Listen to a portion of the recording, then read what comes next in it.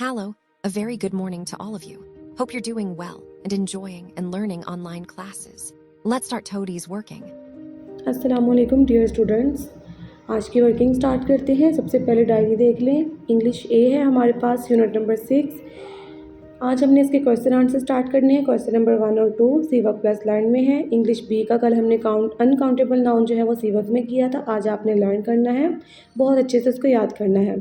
उसके बाद है उर्दू बी, इसमें कलमा और इसकी एग्ज़ाम सी वर्क प्लस लर्न है। उसके बाद मैथमेटिक्स है यूनिट नंबर 5, इसकी हम एक्सरसाइज सॉल्व कर रहे हैं। 5A जो है क्वेश्चन नंबर 7 आज हमने सॉल्व करना है।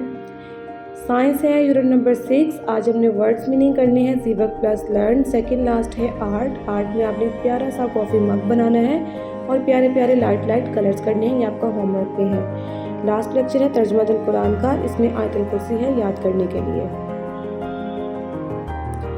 मूव करते हैं पहले सब्जेक्ट की तरफ जो कि है इंग्लिश ए का। इसमें हमने क्वेश्चन आंसर करने हैं। पहला क्वेश्चन है, what was the reasons for Rizwan's unhappiness. Unhappiness होता है कि खुश ना होना, ठीक है। तो रिजवान के खुश ना होने की वजह क्या थी, तो देख लेते हैं। बिकॉज क्योंकि द विलेजर्स जो गांव के लोग थे, ट्रीटेड हिम मतलब कि उसके साथ बिहेव करते थे या उसके साथ बर्ताव करते थे। ये ट्रीट की सेकंड फॉर्म है, इसीलिए लास्ट पे ईडी आया हुआ है। एज आ का मतलब होता है के तौर पर। स्पेशल चाइल्ड मतलब कि बाकी बच्चों से अलग उसको ट्रीट किया जाता था, जैसे उसमें कोई खामी हो या उसमें कोई कमी हो। जो बच्चे डिसेबल होते हैं जैसे उनको ट्रीट किया जाता है, ऐसे ही रिजवान को। और ये बात रिजवान को अच्छी नहीं लगती थी। क्वेश्चन नंबर 2 की तरफ मूव करते हैं। Who arrange the festival. Festival किसने अरेंज किया था? मुमताज़ फादर, मुमताज़ के फादर ने। मुमताज़ जो कि रिजवान का बेस्ट फ्रेंड था, उसने अपने फादर से रिक्वेस्ट की थी कि ऐसा एक फ़ेस्टिवल अरेंज करें। Mumtaz father arrange the festival, इसमें आपने मुमताज़ फादर ऐड करना है। बस आगे देखिए आप, अरेंज्ड द फेस्टिवल, ये आपके क्वेश्चन में ही है। तो आंसर क्या हो गया? मुमताज़ फादर अरेंज्ड दी फेस्टिवल। इसमें मुमताज़ के बाद अपोस्ट्रोफी के साथ एस है जो कि पोजेशन को शो कर रहा है। इसका क्या मतलब है कि मुमताज़ के फादर ने किया था, ठीक है। इसको आप प्यारी प्यारी फॉर्मेशन में नोट कर लें और क्वेश्चन और आंसर की जो हेडिंग है वो आपने पॉइंटर से देनी है। उसके बाद मूव करते हैं नेक्स्ट लेक्चर की तरफ जो कि है उर्दू कवायद और इंशा का। इसमें हमने ग्रामर स्टार्ट की थी। आज हमने करना है कलमा। कलमा किसको कहते हैं? जिन अल्फाज के कोई मानी हो उन्हें कलमा कहते हैं। मिसाल, शोर शराबा मत करो। अब इसमें आप देखो शोर है, उसका तो कोई मतलब है, हमें पता है शोर का क्या मतलब है। अब शराबा वर्ड है जिसका कोई मतलब नहीं है, तो एक मेहमान है। खाना वाना खा कर जाओ, इसमें जो खाना है वो कलमा है और वाना है इसका कोई मीनिंग नहीं है, तो ये मुहम्मल होगा। उसके बाद है कलमे की इकसाम। कलमे की किस्में हमने बतानी है कितनी है। कलमे की दर्ज झैल 3 किस्में हैं। पहली कौन सी है? इसम, जो इंग्लिश में जिसको नाउन कहते हैं। दूसरी है फ़ेल जिसको वर्ब कहते हैं और तीसरी है हर्फ। तो कलमे की कितनी किस्में हुई? 3 किस्में हुई। कौन कौन सी? इसम, फ़ेल और हर्फ। आज बस आपने यहाँ तक करना है। Dear students, let's move towards our third lecture जो कि है साइंस का। साइंस में आज हमने वर्ड्स मीनिंग करने हैं। आप इसके लिए नोटबुक रेडी कर लें और लाइन आपने स्केल के साथ लगानी है। चलें स्टार्ट करते हैं। आज की डेट एंड डे मार्क कर लें।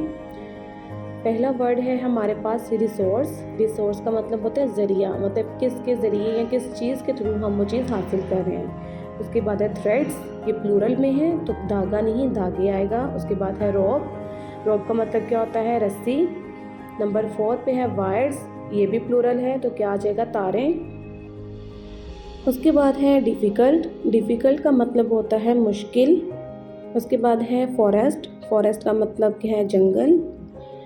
इस पेज का हमारा लास्ट वर्ड है फ्लेक्सिबल। फ्लेक्सिबल क्या होता है? लचकदार, जिसको हम खींच सकते हैं, स्ट्रेच कर सकते हैं। नेक्स्ट पेज पे देख लेते हैं प्रॉपर्टीज़, खसूसियात, लिक्विड, माया, एब्जॉर्बेंट, जज़ब करना, सॉलिड, ठोस, हार्ड, सख्त, and last one is the soft नर्म। ठीक है, आपको पता होगा कौन सी चीज़ें हार्ड होती हैं, कौन सी सॉफ्ट होती हैं। हमने रीडिंग में बहुत अच्छे से पढ़ा था। आपने इसको अच्छे से याद करना है और प्यारी प्यारी फॉर्मेशन में नोट करना है। उसके बाद हम मूव करते हैं फोर्थ लेक्चर की तरफ, जो कि है हमारा मैथमेटिक्स का। इसमें हम एक्सरसाइज सॉल्व कर रहे थे। आज हमने इसका करना है पेज नंबर 171। क्वेश्चन नंबर 7 देख लें। What time do the following analog and digital clocks show. Clocks बनी हुई हैं, हमने बताना है कि टाइम जो है वो कितना शो कर रहे हैं वो, ठीक है। Right the answers in words and numbers, हमने वर्ड्स में भी बताना है और नंबर्स में भी बताना है। तो पहले वाली देख लें आप, इसमें जो नीडल है, जो छोटी वाला है स्मॉल हैंड है वो किस पे है, एक पे है, तो पहला वर्ड क्या आ जाएगा, एक आ जाएगा। उसके बाद जो बड़ी नीडल है वो है 4 पे, तो 5 4 20, तो 120 आ गया इसमें। तो इसमें हम क्या लिखेंगे, 20 मिनट पास्ट 1, यानी कि एक के बाद 20 मिनट गुजर चुके हैं। उसके बाद है बी वाला, जो स्मॉल नीडल है वो है 6 पे, तो पहला क्या आ जाएगा 6, बड़ी नीडल है 2 पे, तो 5 2 10, तो क्या हो जाएगा 6 10, यानी कि 10 मिनट पास्ट 6 के बाद 10 मिनट गुजर चुके हैं। नंबर सी है, जो छोटी नीडल है वो है 4 पे और बड़ी नीडल है 6 पे, 4 5 30, तो 4:30, तो क्या है 30 मिनट्स टू 5 बजने में कितना टाइम है, आधा घंटा है, 30 मिनट्स है। उसके बाद लास्ट वन नंबर डी हम देख लेते हैं। इसमें जो छोटी नीडल है वो है 6 पे और बड़ी नीडल है 5 पे, तो पहला डिजिट क्या आ जाएगा हमारे पास 6 और दूसरा 5 5 से 25, तो कितना है 25 मिनट पास्ट 6, यानी कि 6 के बाद 25 मिनट गुजर चुके हैं। उसके बाद है ई वाला, छोटी नीडल है 10 और 11 के मिड में, यानी कि 10 के बाद है तो 10 आ जाएगा। बड़ी नीडल है 7 पे, 7 5 35, तो टाइम क्या हो गया हमारे पास 10:35, यानी कि 25 मिनट टू 11 बजने में 25 मिनट है। एफ वाला है, छोटी नीडल है हमारी 7 पे, 7 के बाद मतलब कि 8 पे अभी हुई नहीं है, तो हम क्या करेंगे 7 पे, ठीक है 7, और बड़ी नीडल है 11 पे, 11 5 55, तो अब यहाँ पे देख लें 8 बजने में 5 मिनट है, तो क्या होगा 5 मिनट टू 8। जी वाला है, जो छोटी नीडल है वो 1 के बाद है, तो 1 आ गया। बड़ी नीडल 8 पे है, 8 5 40, तो क्या होगा 20 मिनट टू 2, के 2 बजने में 20 मिनट बाकी है। लास्ट वन, छोटी नीडल है 5 के बाद पहला डिजिट 5 आ गया, बड़ी नीडल है 8 पे, 5 8 40, 540, 20 मिनट टू 6। उसके बाद है आई वाला, इसमें जो है हमें टाइम जो है नंबर्स में शो किया गया है, हमने इसको वर्ड्स में लिखना है। पहला है 4:15, तो हम क्या करेंगे 4 hours and 15 मिनट, मतलब कि 4 घंटे गुजर चुके हैं और 15 मिनट। उसके बाद 11:55, 11 hours and 55 मिनट, 11 घंटे और 55 मिनट हैं। उसके बाद है हमारे पास 17:45, यानी कि 17 hours and 45 मिनट। इसको आप नोट कर लें, आज के डेट मार्क कर लें।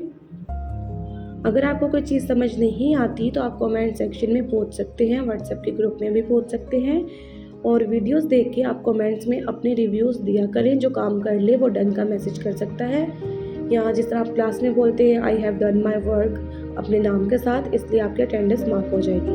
Thank you so much. अल्लाह हाफिज़, हैव अ नाइस डे।